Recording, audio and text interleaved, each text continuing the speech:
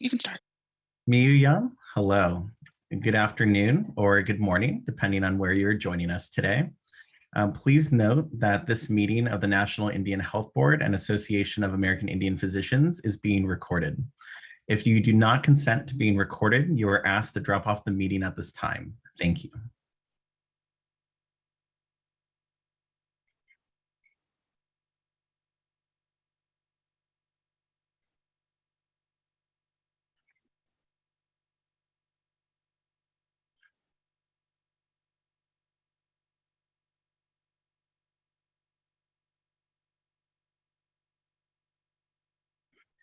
Miyuyam, Notong alakalakika, nom athak palmangai, no Tengalish UC San Diego, unga Tengalish Pilachilanga Palachik.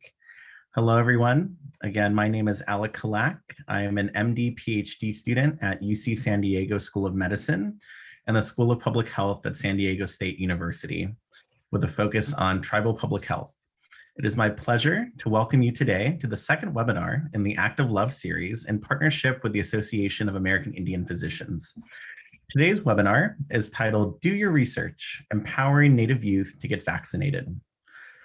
Vaccination against COVID-19 is one of the strongest tools that we have to fight the COVID-19 pandemic. Vaccines play a crucial role in protecting American Indian children and tribal communities. Native youth are getting a COVID-19 vaccine for various reasons, going back to school, playing sports, protecting their family and communities, their elders. And there's been an increase in cases across the country, especially in our young population. And it is so important that tribal citizens from the youngest to the oldest of us are all protected. One way to do this is by getting vaccinated, if you're eligible at this time, according to pertinent CDC guidelines, as well as those of your tribe. There are 80 million unvaccinated Americans 12 years of age and older. Therefore, we are working to increase the number of vaccinated American Indians and Alaskan Natives in the United States. Today, we are focusing on vaccinating youth. We are joined by Dr. Shaquita Bell, Interim Medical Director of the Odessa Brown Children's Clinic and Medical Director for the Center for Diversity and Health Equity, Mrs. Hope Worthington and her son, Asa Worthington, and Lieutenant Commander Joseph Smith, a pharmacist for the Choctaw Nation, who has been involved in the COVID-19 vaccine rollout, as well as vaccine administration. Thank you to all of our speakers for joining us today, and thank you for your leadership during this public health crisis. Our discussion today is very important. The information shared today will be used to continue COVID-19 response efforts for tribes and Native families across all of Indian country. We'll start the webinar with brief updates and remarks from our speakers, and from there, we'll move into our question and discussion session. We'll begin with remarks from Dr. Bell. Hello, Dr. Bell.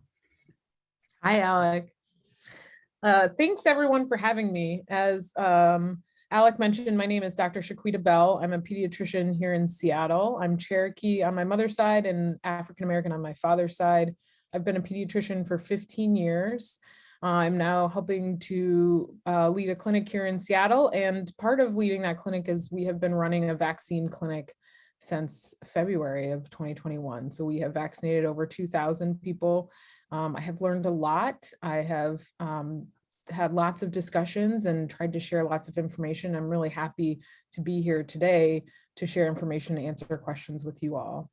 Part of the thing I did want to bring up is that there is a lot of misinformation out there, and I'm hoping that by you all joining us today that we can clear up questions or things that you've been hearing, as there is misinformation, but it's also true that we're learning a lot about this virus over the last year and a half, and a lot of things have changed. We've learned things and changed recommendations, and that can sometimes be confusing. So I'm very excited to share with you all, to answer questions.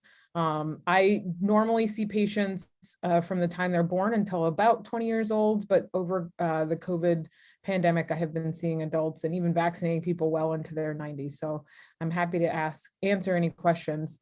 The last thing I'll mention is that I am a part of one of the vaccine trials, the COVID vaccine trials. So I can also talk a little bit about what that's like if people have questions about participating in vaccine trials or how vaccines are developed in general. So excited to be here. Thanks for having me. Wado. Thank you so much, Dr. Bell. It's always a pleasure to see you. And thank you for that valuable information. I'm now going to turn it over to Lieutenant Commander Smith. Hello, everyone. My name is Lieutenant Commander Joseph Smith. I'm a pharmacist and have been with Choctaw Nation for the past 11 and a half years. I've been involved in multiple different clinics and even in the hospital setting for Choctaw Nation. I was born and raised in Southeast Oklahoma. I've spent all my life within the Choctaw Nation boundaries. I love the people and love taking care of the people here. I've been directly involved in the rollout of Choctaw Nation's COVID vaccine, not only for my clinic, but also for the entire health system as well. We have personally at this clinic vaccinated or given 9,500 vaccinations since December of 2020. Our tribe as a whole has given 44,000 plus vaccinations since December of 2020 when we initially rolled it out. And we are just now really starting to vaccinate the younger individuals that have just been recently approved over the last couple months with the COVID-19 vaccine. So I would be able to answer any questions that anyone has regarding specific hesitancies that patients come in with, how we've combated that, and personal experience from actually, setting up and rolling out a vaccine clinic. It's something we've been working hand in hand with multiple different departments. So thank you guys for having me on today and allowing me to speak. Thank you so much, Lieutenant Commander Smith. As we wait for Mrs. Worthington and Asa, we're going to start the Q&A and discussion portion of the webinar. If anyone has questions, please raise your hand using the Zoom feature so that you can be unmuted. You may also type your question in the Q&A box. Do not use the chat box to submit a question. To kick us off, we actually have Mrs. Worthington here. If we can promote her to a panelist so we can get her up on the stage, that would be wonderful.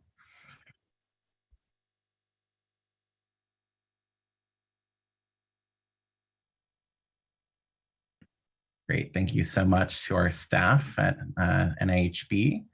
Mrs. Worthington, if you can unmute and turn on your camera. Can you hear me?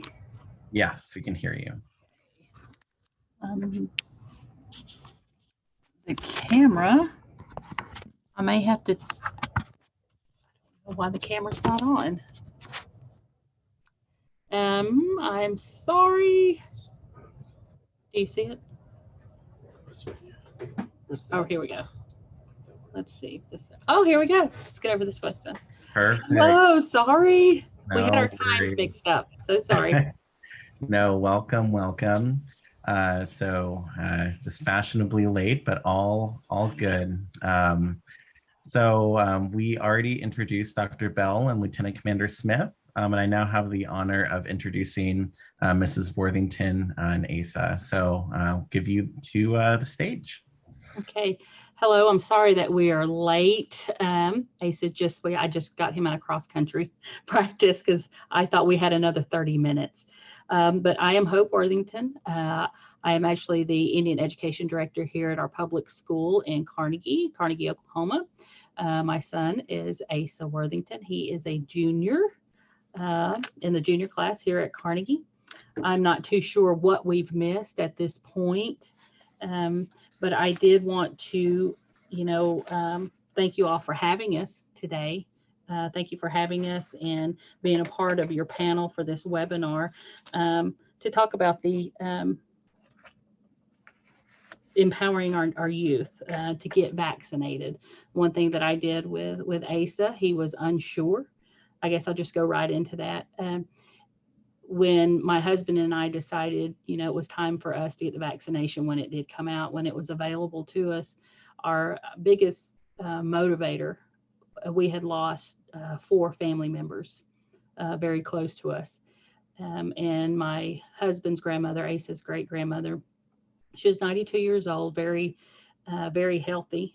And she got the virus and we lost her first, but she was pushing towards that vaccine coming out, and she talked to all of us about, basically, as Native Americans, we've been vaccinated since, day one. And as soon as this comes out, to protect ourselves and our culture and our people, our community, we need to get this vaccination. And then lo and behold, she got the virus and she lost that battle. And then after her, we lost a brother, an aunt, and another brother. And actually, that was here in Oklahoma. My family in Mississippi, we lost 3 to get the COVID virus. So for my husband and I, it was definitely a no-brainer. It was a wish of his grandmother to make sure that we were safe. So we did that. We talked to both of our children about it. Asa being the youngest, it was, the vaccine didn't come out just yet. But his sister, my oldest daughter, she was right along with us. It was a no-brainer for her. But Asa, he had to do some research. Being in school, there's a lot of, your peers talk a lot and their opinions, and a lot of the opinions, and that's the one thing here too, is for anyone listening, be careful who you're getting your information from. Know who you're talking to. Know where they're getting their information from, because that was a big thing for Asa. His peers, their information was a lot of, Google doctors, Facebook doctors, things like that. So he wasn't as ready to get the vaccine as we all were. But through his own research, he came to us one evening and sat down and said that as soon as it was available for him, he did want to get the vaccine. But there's a lot of components to that and reasons why we got the vaccine. So yes, for our Native youth, it's important for me as an Indian education director here in our small rural town, to get the education out there for our students, to know how important it is to get vaccinated. We've lost a lot just in our small community. So, but anyway, thank you all for having us here. Asa, would you like to introduce yourself? Hello, my name is Asa Worthington. It's my mother. Mm-hmm.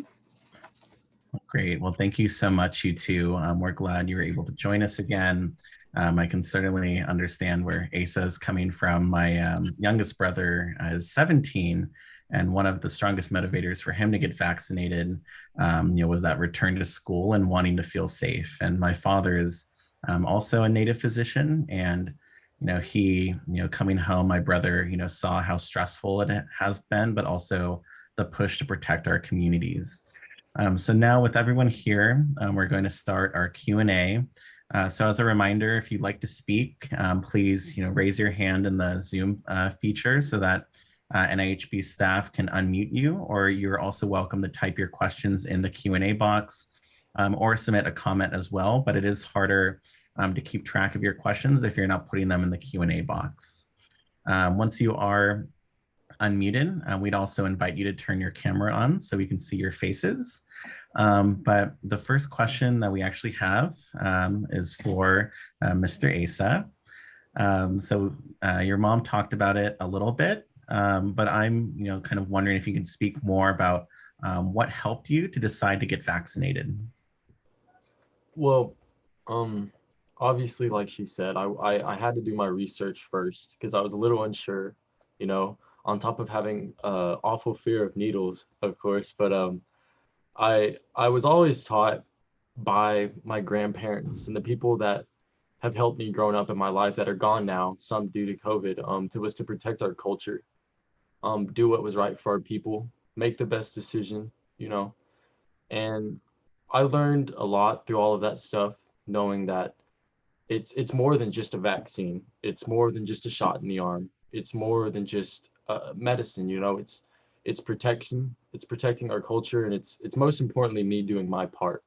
And when I look at the bigger picture of it all, instead of just worrying about so and so is going to say this or so and so said something about the virus or people are unsure, it's more of looking at the bigger picture and protecting my people and doing my part, and understanding that I can be safe and I'm out in public. I can be um, free to do things, and be comfortable with what I'm doing. But I mean, growing up and just that was the main thing taught through me was my culture and how to protect it and how to understand it and be there for my people and who I am and be proud of who I am. So I think this is a big step for me to just advocate for this vaccine and be prideful and be behind it 100%. So I think that was one of the biggest motivators was for who I am and Protecting your culture. protecting my culture. Yes.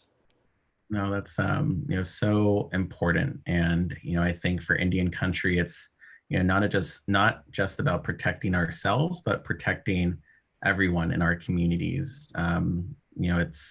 It's vaccination, it's mask wearing, it's distancing. There are all these big things that add up and kind of weave that basket of protection around us. And as a quick follow-up to that, Asa, if you had any success, kind of talking to, your friends and kind of, helping debunk anything, has anything worked? Yes, I actually do have a lot of friends that they're wary about it and they were very questionable, Obviously they don't want to just die first and just okay, he said he took it, so let's do it. So I mean, I showed all of my friends that it it's I mean, once you get the vaccine, there's so much more things viable for you to do to just, like once you show them that you're okay and that you have it, and it's no big deal. Like people try to make a big deal out of it and all sorts of things, but they make it a big deal in the wrong ways. And so my friends, they've had questions about it, but they see that I'm vaccinated and they see that I've took the precautions. I mean, I wear my mask. I do everything that I'm told to do, and they see that. And I think it's really influenced them a lot. Most of them aren't vaccinated, but I feel like the ones that I have tried to influence, I think it's helped them a lot. And it's just letting a lot of my friends just understand, well, okay, it's starting to become more popular in the youth, because my sister got it and I was worried for my parents because obviously my mother and my father are going to tell me things, and I want to listen to them. But Janie, being closer to my age, my sister, she was telling me of how, I mean, I need to do this. I need to do this and it'll help. And it really influenced me seeing Janie's bravery doing that and just going forth and getting the vaccine. And I thought that is something I can relate to my friends and to those younger than me that might look up to me or anybody like that. So, I mean, to answer your question, yes, I feel like it has helped influence in my community and my friends. It's so helpful. And I know that you kind of said earlier about doing your part and making sure that you're doing everything you can to kind of promote confidence in vaccines. And I think we as healthcare professionals, serving Indian country, but also being from Indian country, really respect that and really admire youth leadership and kind of our youth being the leaders that they are. And before I ask you another question, Asa, because you were very popular in the Q&A box, for doctors, Bell and Smith, you kind of talked a little bit about, so much of the disinformation, misinformation, out there, especially, on platforms like social media. And I'm wondering if, as providers, if you could share, the frequent, myths that you're hearing or just, kind of honest misconceptions. And how you kind of debunk them with the people that you do see and how you kind of push past to the truth. Either of you. Well, I know the one thing that some of the kids his age, they were talking about the shot. Well, they were shooting, what was a chip inside of you, that kind of thing. Do you remember those things? I hear a lot of things. People try to make it like they relate it to the Bible, or they want to say something about, well, I don't want to have like a problem in the next 3 years or anything like that. But I mean, like, obviously you can't see in the future, so we don't know in like 3 years what will happen. But I mean, it's the safest thing to do now, and we've seen it work, and it has worked, and it's shown it's worked. So I mean, if it's working and it's showing it's working, like obviously it does, then what what problems should you have now with it? Well, and the one thing too that Ace and I were talking about with some of our healthcare professionals here in our town, we have a small local hospital and clinic and pharmacy, and so just through them, the professionals, they are recommending the vaccine. Our small little hospital here in our little town is full because of this virus. Most of the patients there are unvaccinated that are being hospitalized. And so from them too, and that's what I was telling Asa, that's a definitely, a strong point of sharing with your friends is to, look around, in our small town. We all know each other. We know our doctors, we know our nurses, we know our pharmacists in town, and they are recommending it. If you don't want to take a 17-year-old's advice, but that 17-year-old is, getting his advice from these professionals that he's surrounded by. So, and he has shared that with some of his friends. And I do see the more youth, Ace's age and on, the more that they are advocating that it is safe. It is what we need to do our part to protect, our community, our people, our culture. We are seeing I would say, an uptick in that in our youth, even wearing masks now. Everyone was, at first we wore the mask, and then it kind of died down, and to pick that back up to at least it's a small thing when they weren't old enough to get the vaccine. Asa was pushed, and he wore his mask. He was dedicated to wearing that and trying to lead a way to protect the people in our school and in our community. And that helped. When you got other students, teens, doing things and leading the way, then it helps those others who aren't willing to be the first. But Asa, he's led a charge in here in our community and in our school district, and I'm proud of him for that. And he's got a lot of friends just like him too that are picking up and doing the same. So, but yeah, debunking some myths. All we can say is listen to the experts. We trust the science behind it.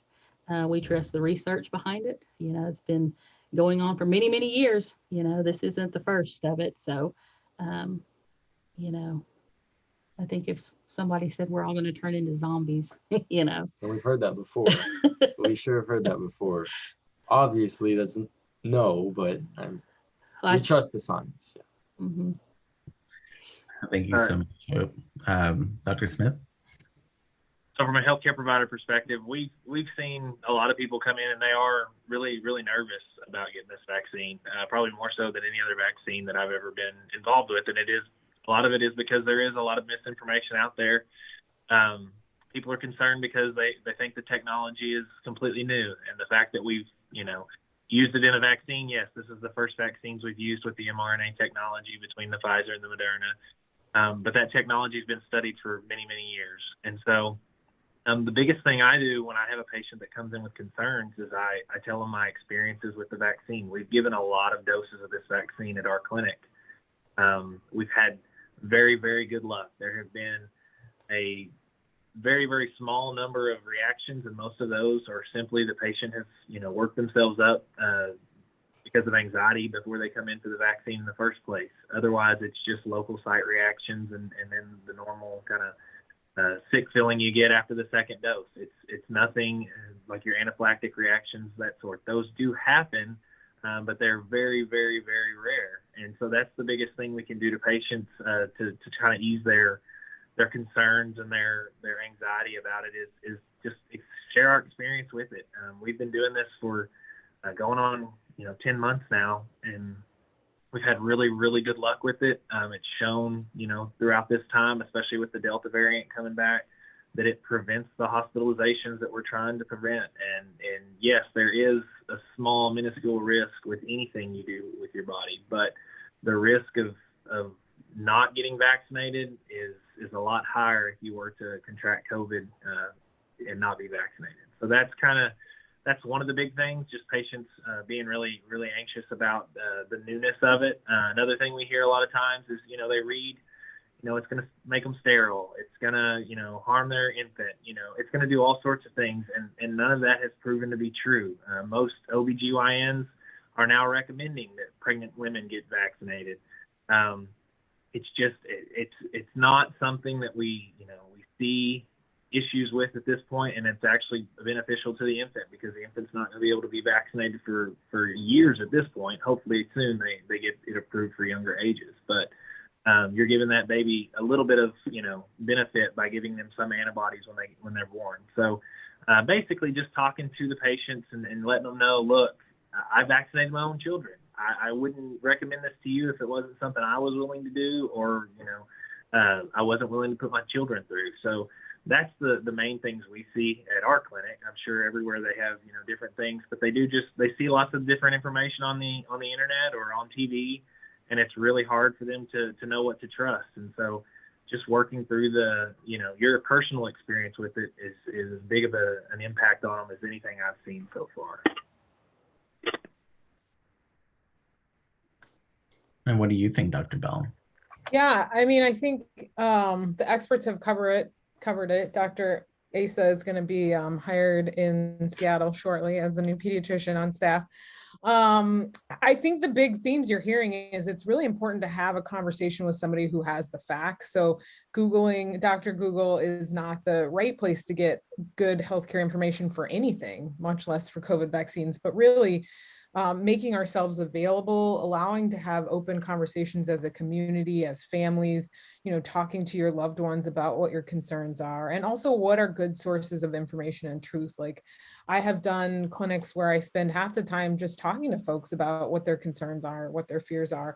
And it's absolutely a privilege for me to be able to have those conversations and know that having a one-on-one relationship or conversation can really help alleviate a lot of fears. And I appreciate people's willingness to be honest. I think we all recognize that our tribes and our communities have had problematic relationships with this federal government over the years. And so it's natural to be like, what's really going on?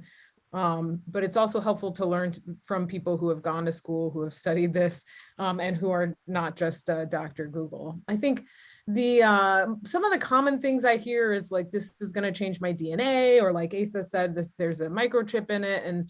And oftentimes I think just talking through like how the vaccine is made, what mRNA technology is, talking through about how we've had vaccines and this technology for decades. I usually share my personal journey being in a vaccine trial, so I can explain sort of what my experience was and how we've now had millions of people vaccinated. So we literally have millions of people worth of data around the safety of this vaccine. Sometimes statistics help. So saying, nobody has died from the vaccine itself, for instance, from the Moderna or Pfizer vaccines. So it really depends on the person. I think you really have to tailor it really for the person's questions or the misinformation that they have received. But being open, honest, curious, this is a journey. As a pediatrician, I meet people who are vaccine hesitant for lots of different vaccines and lots of different reasons. And I never just give up on them. I really want us to move towards the shared goal together, right? We all want our kids, our elders, and our families and communities to be healthy. And so education and relationship is really how we move in that direction. And then Asa also said something else that's really important. Part of our culture is doing things that are more than just for us. So things that help our community and our elders and our young members. And I think that's the other pivot point I really stress with this vaccine is, yes, it does provide you individual protection, but even more important to that, it protects the folks around you that you love and you care about. So if you want to be able to visit your grandparent in a nursing home, you have to be vaccinated. If you want to be able to take your little brother to the movies, you have to be vaccinated. Those are things that can really motivate people to get vaccinated. And then the other thing I like to point out is that COVID is a devastating infection. It has harmed so much of our community.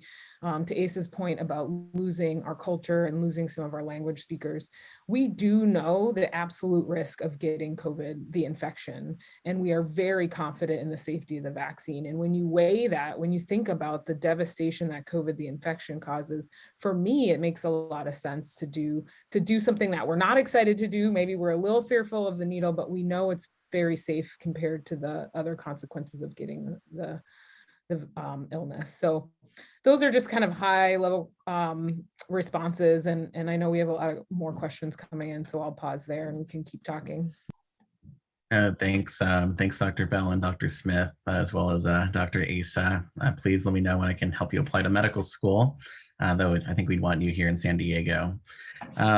We have some, we have some questions kind of coming in about, vaccine hesitancy, kind of vaccine skepticism. And, I think some of the determinants of that are kind of, and Dr. Bell, you got at this kind of perceived, risk benefit, kind of concerns about the vaccine development process, kind of how, Operation Warp Speed may not have kind of been the best name for, kind of the vaccine development process. And I'm wondering, and since you said that you were part of a vaccine trial in the past, or maybe ongoing, if you can kind of talk very, very high level about, kind of the steps for, kind of research and development, going from kind of like phase 1 through phase 4, and kind of more focus on kind of like the long-term surveillance. Because I know some people kind of have the concern about, what will this vaccine do to me in 20 years? But, I think it's really centering the conversation around, well, what happens if you get COVID-19 right now and you're not vaccinated? So can you speak a little bit about that? Yeah, absolutely. So I'm in the AstraZeneca trial. That's one of the vaccines that is using adenovirus technology. It's being used in Australia and the UK, so Britain and places across the pond, not Turtle Mountain or Turtle Island, excuse me. And I enrolled in this vaccine trial about 3 months after COVID-19 started. And to be perfectly honest, I did it because, one, I'm a doctor who is on the front line. I have cared for several patients who have passed away from COVID and hundreds more of people who have suffered from COVID.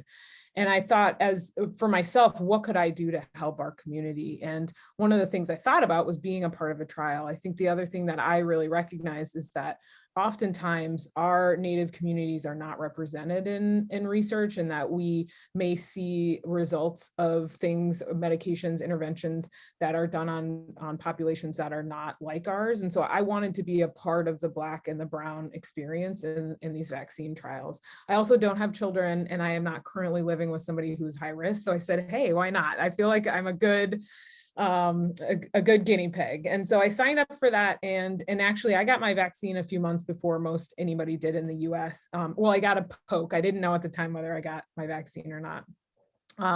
So what they do is they bring you in, they ask you a lot of questions. They enroll literally tens of thousands, and in some trials early on, hundreds of thousands of people. And half the people get a placebo, which is basically a pretend shot, and half the people actually get the medication. This is, when we get to that level, that's really the most advanced stage of study. So way upstream of that was the mRNA technology development, which happened almost 20 years ago. And then the companies like Pfizer, Moderna, AstraZeneca, J&J, they submitted a plan to the FDA to say, we'd like to do vaccine trials. The first stage of vaccine trials is to make sure the vaccine is safe. So they test it for safety. Then they test it for effectiveness, so whether it actually prevents the infection. And then they large scale test it to see if there's any other side effects for it. So I entered in that third stage when they were trying to see, well, somewhere between 2 and 3, where they were trying to see if it was effective and whether there would be any long-term side effects. And so I have been enrolled in that trial for almost a year now. And what they've done over that course of that year is to test my blood to see, 1, am I still immune to COVID-19? And then 2, if anything else is going on. So they ask me, I literally have to fill out a survey on my phone every single week.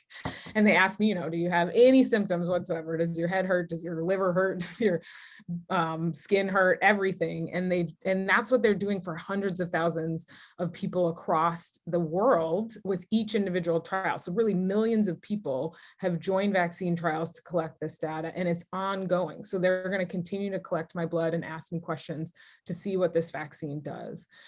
As Alec, as you mentioned, what we do know is the risks and long-term side effects of COVID, the infection. Somebody in the chat here asked about long-term side effects or sort of the normal course of side effects from the vaccine. Right now, we're saying 48 to 72 hours for a vaccine reaction, and that's usually, excuse me, soreness at the site, headache, a little bit of what we call myalgia, which is kind of just feeling achy or feeling sick. Usually that happens within the first 72 hours. We do advise if you do get a fever during that time that you should be tested for COVID. As we all know, you could have had COVID when you got the shot and not known it.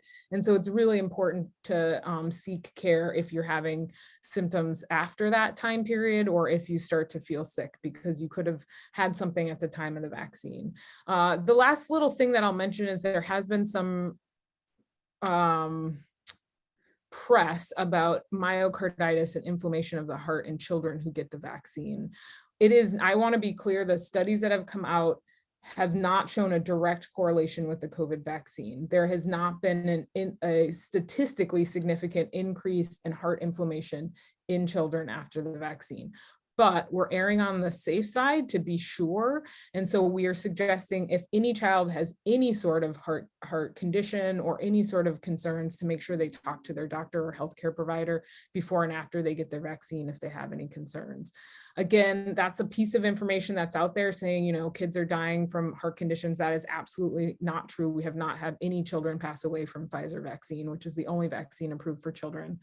But we have seen some kids who have heart inflammation. What we do know is that the rate of heart inflammation from the COVID infection is significantly higher than the vaccine.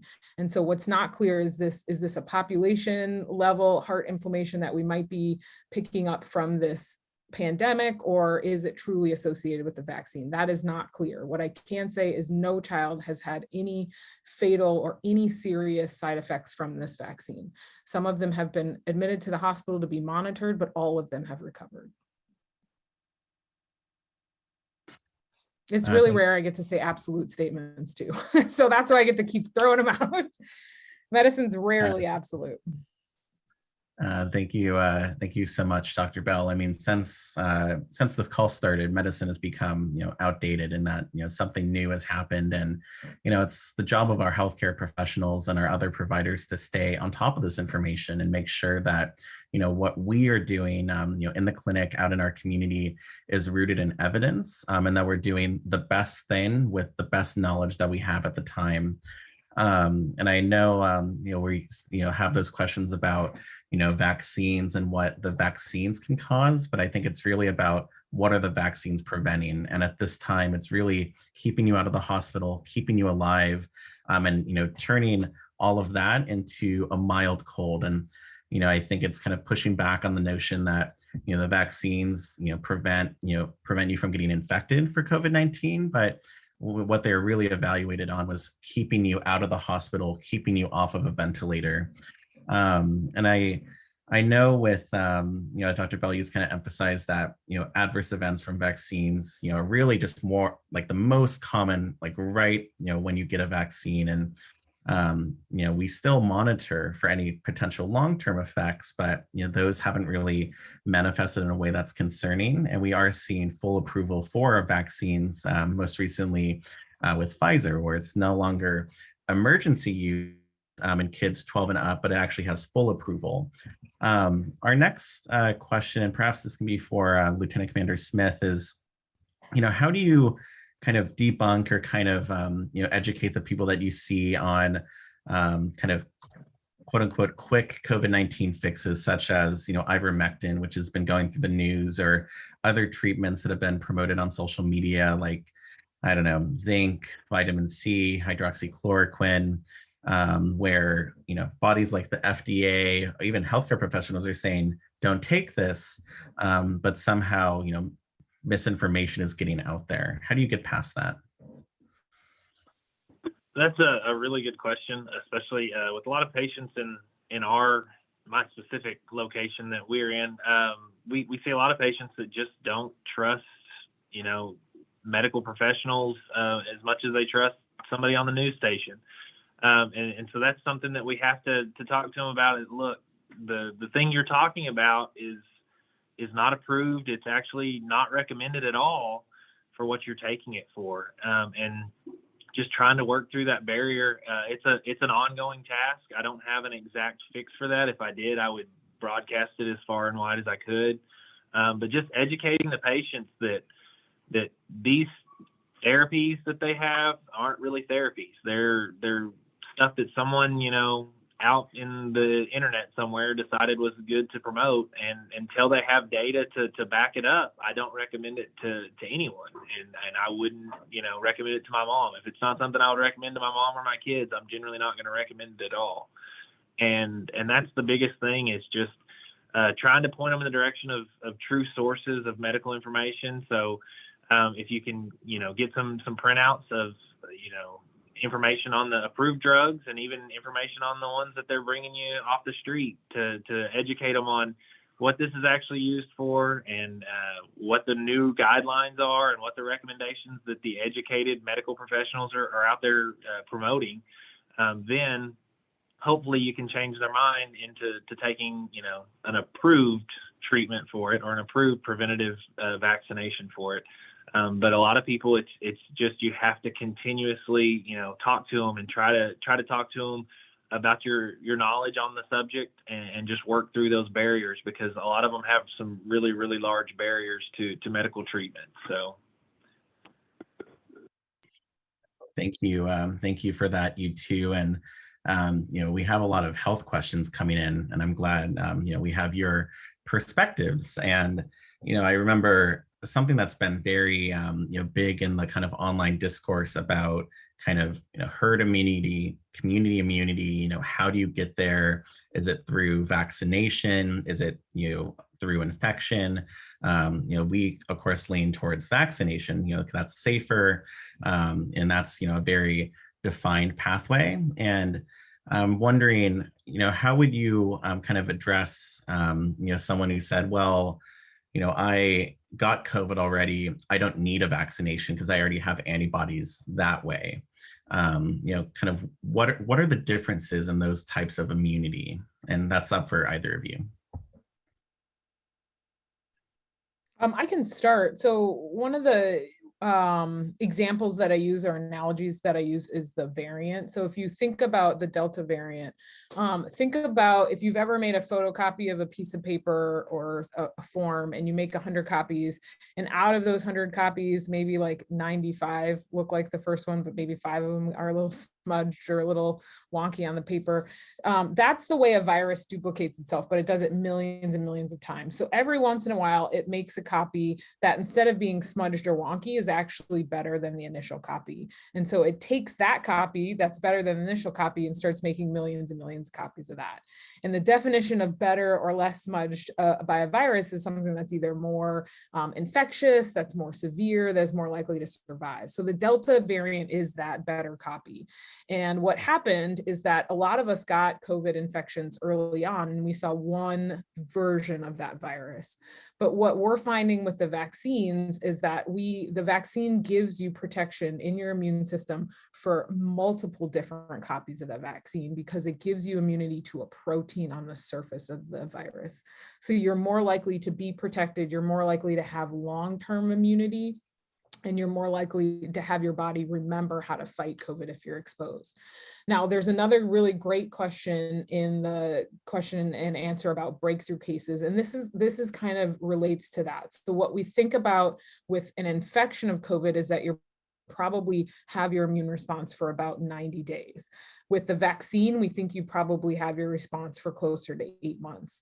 But what we are noticing is that our immune system is still going to likely need reminders, kind of like sometimes us older folks need reminders, or even our younger folks sometimes. So what I think of is this third dose, instead of calling it a booster, we're really trying to call it a third dose, is really a reminder to our body. So regardless of whether you've had the infection or not, it's very important to have a vaccine, because it will give you more protection to the variants.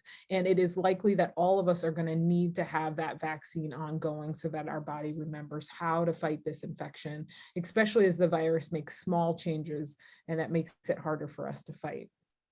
The other thing I'll say about breakthrough infections is that if it's in a vaccinated person, like you said, Alec, you are much less likely to have severe consequences and death from infection. It is still possible, but is much, much, much, much, much less common. So that's why it's really important to vaccinate, to reach that herd or community level protection, because it gives the virus less of a chance of surviving and gives the virus less of a chance of harming us permanently. Thanks, Dr. Bell. And coming back to Hope here, what advice would you give, other parents on getting their, child vaccinated? Of course, the title of our webinar here is, do your research. But what does that look like to you? Well, I mean, first of all, I would just tell the parents, know your child, and for Asa, his initial fear was the needle, just being able to talk to Asa honestly, and really, the tragedy that we had in our family was a vivid picture for him. So, the perspective that we come from, it affected us in such a tragic way that I don't know, and I would hope most of our people don't have to go through what we did. But in telling, my children and, parents, if there's any advice, it would be just to be honest and to let your kids know, that I've done my research. Parents, do yours. Know the answers when your kid is asking, are they injecting a microchip in me? Am I not going to be able to have kids? If it's a female asking, know those answers to share with your children. And that helps a lot. With Asa and our daughter Janie, we were able to answer those questions, and we were able to have a table discussion about what are your fears, what are you hearing, and who are the people that we can trust to go to for answers. When mom and dad don't have the answers, I'll go to Dr. So-and-so, or our pharmacist, or someone within the field of science that we know and that can relate to us and know who we are. We get our answers from them. So I would tell the parents out there to reach out to your medical professionals. Get the answers from them that your kids are more likely to ask you, and just be honest, and that's what we were. And I would push that on all of our, parents that are out there struggling and talking and convincing their kids, if that's what it is, to get the vaccine, is to just be honest and give them honest answers, and answers that are justified by professionals. I just be honest and get those answers. I couldn't answer myself without the research and without the people behind, that I ask questions to. That's a great response to that. And, when we go, back to our healthcare professionals here, what do you say to the teens? I mean, they are often kind of an age group that kind of feel like the invincible warriors, they'll never get sick. But I think the reality that we are seeing in recent, weeks and months is that they're increasingly getting sick. So what are you telling them when they, are wanting to get vaccinated? So I'll take that one. Our teens, they are a little hesitant, definitely more so than our elderly patients at getting vaccinated. And I think in recent months, we've been able to see that the new variants that are coming out are increasingly affecting younger people. When COVID first started, it was mainly, the elderly or the sick were the ones that were doing bad when they got it. And that's not the case anymore. We've got 20 and 30 something year olds, even some teens that are on ventilators without any pre-existing conditions that we know of. And these patients are not doing well, and most likely won't survive the infection that they contracted. And in almost all cases, they're unvaccinated. And so I think that's the biggest thing, to educate these younger people that, when this all started, it would kind of look like you guys were a little safer, but it's not the case anymore. We're not seeing that younger people are doing, great when they get COVID infections. Yes, a lot of them still get it and don't have many symptoms, but a lot of them are ending up on ventilators. And if you can take a simple vaccine to prevent almost all cases of hospitalizations and death, then you should consider taking a vaccine, even if you don't like needles.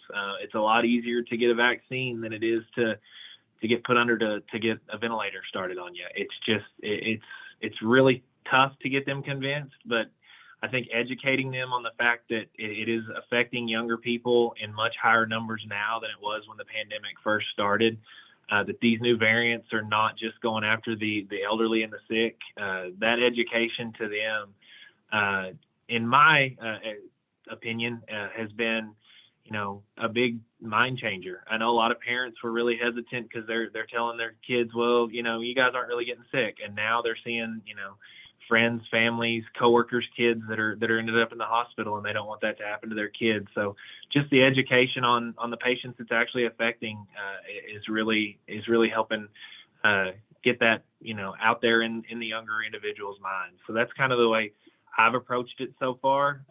If there's anything else out there, I would be happy to listen for sure, because this is a group that we really, really need to get vaccinated. Asa, cover your ears for a second. I'm just kidding. So I'm just kidding. So what we know is that kids are impulsive, right? They have not finished developing their frontal lobe. So this is the part of our brain that helps us make reasonable decisions at reasonable times with patience and understanding. There's some of us who are grown adults who haven't finished that development either, but it's natural and it's normal. And that's the phase of life that you're in. So oftentimes what works really well for people who are in that phase of life is immediate reward, immediate gratitude, right? So delayed gratification is very challenging. You're going to get this shot and then you might not get sick and you might help other people down the road. While all of that is true, what is really rewarding is you're going to be entered to win $1 million. Here is a movie card. What our city did here is that you can't go to the movies unless you get your vaccine. So I literally had 5 teenagers come in this week to get their vaccine so that they could go to the movies. And while that to me is not a good enough reason at 42 years old, I will say I gave them every one of them their vaccine happily. So I do think some of the incentives are really great for young people because it works in their mind. That's how their development works. I want an immediate response, and this hypothetical theory of getting sick isn't enough motivation for me to get a needle in my arm, but this reward that you're going to give me is totally worth it. So I don't know, Asa, you can totally weigh in on whether that's truthful or helpful or not. I think, as we, flip it back to Asa here, I think as someone who studies, social media and disinformation, misinformation, what Dr. Bell just said is flipped immediately online and says like, well, if it's safe, why are we paying people to take it? But it's, looking at how can we incentivize a younger population, which, may not be able to kind of really think about the perceived, risks or benefits of the vaccine. So it's not a bad thing to get that, $10 Amazon gift card or, that $15, restaurant gift card. That's a cool thing. If I was that age, I'd be like, oh, sure, I'll get vaccinated. So for Asa, it kind of goes back to an earlier question, and you've talked about this a little bit, I think. If you are, on social media, if you're on like Facebook or Instagram or, talking to your friends, where are you more likely to kind of see, misinformation or kind of people, posting about this? Is this kind of, talking, or is this actually like, are you reading it like on your phone? It has to do with like kind of like a mixture of both. Like they'll look at one thing on their phone and then they'll process it to their own way of how to interpret it in their own way. So like they'll look at some misinformation on their phone or information, and then they'll read what they want to read about it and not get the whole idea or get the whole information about it. And then they'll turn it back around and then they'll just change it. And it really influences, like social media and all of that stuff just really influences a lot. And it's an easy way to get information. And everybody has social media, especially kids my age and people that use it. and they just twist it and turn it, but everything they want to do appeals to them, and how they speak and how they talk and how they interpret and how they give out information appeals to them. So it might not be as appealing to me, or it might not be something I agree with, but I can definitely see it through when they both talk about how or when they talk about their thoughts or what they saw and what they think about what they saw and what Their they wanted. theories. Your theories, they're all of their sorts of just the knowledge that they have on it, but the knowledge that they created for themselves to make it more understandable and reasonable, which, yeah. Mhm. Yeah, I think, everyone has a theory, everyone has, an opinion. And you kind of really nailed it for kind of how kind of deceptive a lot of this information can be online, where, you read, one sentence, two sentences online about, COVID-19 vaccines, and, the first part of it is correct, but then the second part is like subtly incorrect, but it looks like, good enough to be true or accurate. And that can be really difficult to discern, especially if you are younger and seeing this without a parent or, a guardian or healthcare provider to kind of debunk it right then and there. That's how med school questions work. They give you a statement and it's like, well, that's correct, but because that little piece is incorrect, the answer is, the question's wrong, it's false. It's tricky to kind of make that small distinction. And as we go back to the questions here, and Dr. Bell, you kind of talked about kind of those I don't know, contextual or historical influences affecting someone's decision to get vaccinated. Why would a Native person get vaccinated? Given all the past. And I think we've talked about the reasons why someone should get vaccinated, but can you just kind of double down on some of those things again? Yeah, absolutely. Sure. First and foremost, I think one of the things that we have seen in the past is forced experimentation, genocide, and exploitation. All of those things were done onto us. They were not something that were offered to us, right? It wasn't like, here, come get your vaccine. It's actually something else. It was really people doing studies to us that we didn't give them permission for or participate in design. But the bigger thing that I love to stress is that our tribal governments are directly contracting with the federal government. This isn't coming from, it didn't go to UPS and then to a medical school or to a research scientist and then to our communities.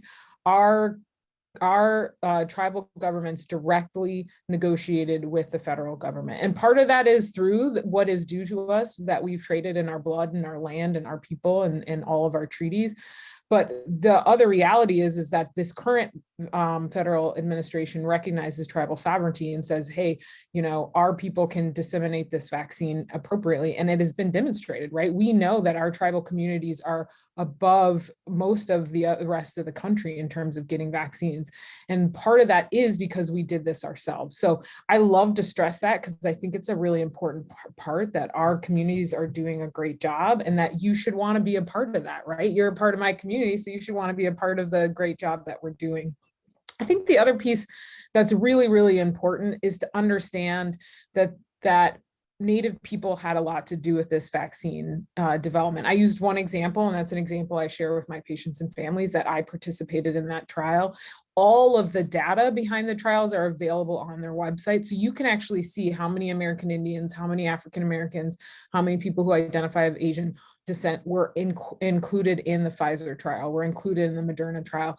That sort of transparency has never existed before. We were not seen as Alec does a lot of his advocacy work. We were invisible in lots of those circles, but this is really different. And not that it is totally natural to ask these questions, and is a very valid emotion to wonder, like, why should I trust it now?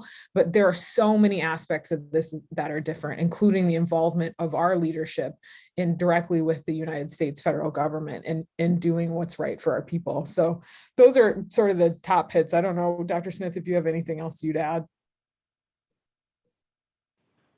Just to piggyback on that, I completely agree with you that the tribes have done an excellent job at rolling out their vaccines. I know here locally, we made it through all of the tiers well before the county health departments did, and we were able to even start vaccinating non-natives in the community because we were so quick to move through all the tiers and get it offered to every patient in that area. So I think, yeah, just educating them that, the tribes were the ones that jumped out and really, got behind this thing early on, and even probably more effectively than most other organizations have gotten these vaccines out there. And it's not the government, forcing them to, it's the tribes themselves going out and grabbing the vaccine and getting it into the hands of the individuals who can vaccinate their native populations there locally. And once they get through those, they're even, helping the rest of the community get vaccinated. So I think just showing that it's something that your tribal leadership believes in, and that your medical professionals that work for the tribe, and a lot of them are tribal members, are very gung-ho and they believe in this vaccine. I think that's a good thing to show to patients, to let them know that, this isn't the way it was, way back when. This is a new era in tribal sovereignty, that they're taking over their healthcare, and they're trying to do what's right for their people. And it's a great time to be an employee of a tribe here in Choctaw Nation, for sure, and around the U.S., I'm imagining. Thank you so much, Dr. Smith. And, Dr. Bell, when you talk about how Indian country really had a role in vaccine development, they did, we did. Almost a year ago, the Navajo Nation, one of the largest tribes in the country, launched a vaccine trial right there on their reservation, working with the Indian Health Service, working with Johns Hopkins Center for American Indian Health, working with the National Institutes of Health, not just to focus on increasing the number of American Indians or Alaska Natives on paper, but working directly with the community, working with our tribal institutional review boards, and really making sure that the research is done in a good way, it's done in the right way. And because over 200 individuals from the Navajo Nation volunteered, that was a key kind of benchmark in advancing the vaccine development and kind of helping get the authorization for the wider public. So I really admire when everyone recognizes a problem and comes together to help address it. And I think that's such a good model when you kind of look at what tribes are doing for vaccination, what they're doing to protect their communities, outside of just vaccination, because there's so much more that goes into our response to the pandemic. And over almost, I guess, a year and a half, almost 2 years in, it's incredible to see what we're still doing, and that we're maintaining this energy because we have to. So as we kind of near the end of the session, and kind of look at the questions that have come in, I wonder what are vaccination efforts looking like in our tribal communities right now? Dr. Bell, you talked a little bit about incentives, talked a little bit about messaging. What's working right now? Is there any kind of vaccination fatigue? I don't know about fatigue. I mean, I'm fatigued, but I don't know if I'd call it vaccine fatigue. What we're doing right now is we are making it as available as possible. So like, for instance, in our clinic, we have it at all times. Anytime the building is open, anyone in the building can get a vaccine. So we're offering it openly. We're not making people have to schedule an appointment, or whatever. Whenever you can get here, we'll give it to you. So that's one approach. And then the other approach we're doing is a mobile vaccine clinic. And so this past weekend, I was at an event where people were being reunified after incarceration. So families were being brought back together. And so we think it's really important to partner with our community and our community events to be present. And even if we only vaccinate a handful of people, we've met folks where they're at. They don't have to make special arrangements. They don't have to, go go to a mass vaccination site or go to a pharmacy. They can come and talk to, a literal person, have a conversation with me, and then get their vaccine, which has been really effective actually. And what we found is that by having a face out there, being in these places of celebration and of coming together, people start to feel a little bit safer, a little bit more comfortable, asking their questions or sharing their fears, talking to each other. We saw a lot of people saying, oh yeah, you go to my church, or oh yeah, your kid's in fifth grade with my kid. And, why are you getting vaccinated today? Well, I'm doing this because my grandmother passed or my auntie is sick or whatever. And I find that those mobile events, are really effective, but also they're very heartwarming for us as folks who are trying to help and be present, because it allows us to meet people where they're at instead of having to get people to a healthcare center. So those are the two things. Like I said, the movie thing has been really big lately. Maybe everybody should give free movie passes away or something. I don't know why it's so popular, other than I think we're all starved for social interaction, and going to the movies sounds really great right now. So some incentives, increasing availability. So instead of saying vaccine hesitancy, I've been really saying vaccine availability and the vaccine awareness and vaccine acceptance, and then doing the mobile clinics. That's what we're doing. So here locally in Oklahoma, we are doing a lot of mobile clinics as well. We've started that early on in the pandemic. We have casinos that have event centers, and we started large vaccine pushes once we made it through the early tiers of eligibility, and that's been very, very effective for us. We partnered with our community health nurses when they approved it for the younger individuals, and got into the school systems, and we've set up mobile events at the school systems where the schools sent home permission slips with the students. The parents signed off on the permission slip if they wanted their kid to get vaccinated, brought the permission slips back, and then we had it at the largest high school in the county, and then the surrounding schools bused the students that wanted vaccinations to our site, and we vaccinated there. So really and truly, I think availability is a big part of it, because a lot of these people, in our area want the vaccine, but just didn't have the means to get to us to get the vaccine, whether they be Native or not. They're in our community, and we need them vaccinated to protect the Native population. And so we've been trying to get out as often as we can. We still have availability, complete walk-ins. We do have some scheduled patients that just want to have a scheduled visit, but most of our vaccines these days are just walk-in vaccine appointments, completely open to anybody in the community. They check in and come see us in the pharmacy. They're in and out in probably 30 minutes, because we have to watch them for 15 minutes after we give them the vaccine. So it's not like they have to make a big time commitment. And then for those that can't make it to the clinic, we go out at least 1 to 2 days a week. In the afternoons, we set up mobile clinics, like I said, at either our casino event centers, or we've set up on the side of the road. We have a mobile van that has refrigeration and all that, so we can keep the vaccine at temperature. We've done vaccinations just about anywhere you can imagine. And I think getting those patients access to the vaccine has been a big part of our success.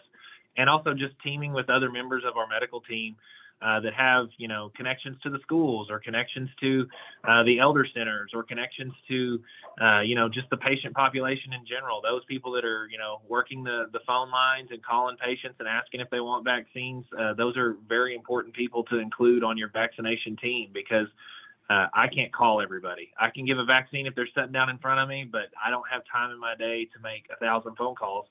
But we have people that are staff that's their job, is to make phone calls and schedule appointments. And so you just give them a list and say, hey, can you please call these patients and get them in to see me? And then we get them vaccinated. So we've been doing a lot. We've had a lot of success with some things, not as much success as with other things, but it's an evolving clinic and an evolving issue that, we're all trying to work through. And so we just do the best we can and get out there and make the vaccine available and educate people about it. And hopefully they'll come to realize it's a good thing for them. So that's what we've been doing here locally.